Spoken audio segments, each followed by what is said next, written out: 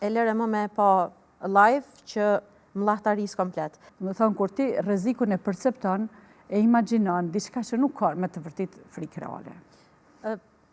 Kujtojmë këto, përmendet qendrat e cakt, cilët janë aktual sot sa vite, por në të njëjtën kohë janë edhe gjajprinj të cilët kanë dalë në sipërfaqen e vendit tonë, pak më shumë në numër, madje kanë dalë edhe këshilla, edhe sugjerime se si duhet vepru në rast që sheh një gjarpër apo në rast që kafshohesh nga një i tillë. Përtej këshillimeve institucionale që mund të bëhen për qytetarët thjesht, cilët jetojnë dhe veprojnë në Kosovë, të kthehemi tek fobit. Mund të jetë ndoshta, të themi kështu, një traumë e përjetuar dikur, këtu nisem nga vetja. Kam një traumë të përjetuar dikur nga gjarprinj.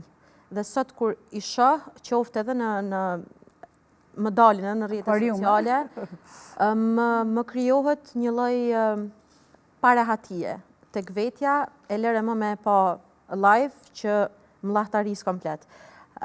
Kjo është një fobi mbase tek unë, por në fakt po ndërlidhem po prap me rastin tim.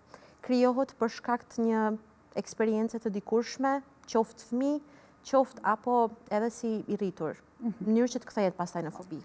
Fobit kanë shumë shkaktarë. Ne, domethënë, në mesin e tyre sigurisht janë shkaktarët nga një përvojë traumatike. Domethënë, çdo fobi mund të ketë traumë primare, themi, nëse ne kemi përjetuar një përvojë traumatike, dhe nga kjo traumë ne domethënë do të zhvillojmë fobi mas kësaj kohe, domethënë sikur që jo po e përmendni për vete. Mirë, po ekziston edhe një traumë sekondare.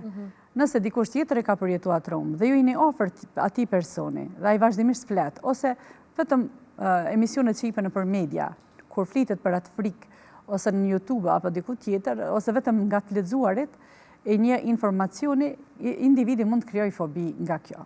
Janë edhe faktorët gjenetik, për shembull predispozues, themi ne, nëse në familje ka pas dikush çrregullim të ankthit ose çrregullim fobik, është një predispozit, domethënë është një thes i ankthit që bartë, domethënë edhe individi mund të krijojë fobi.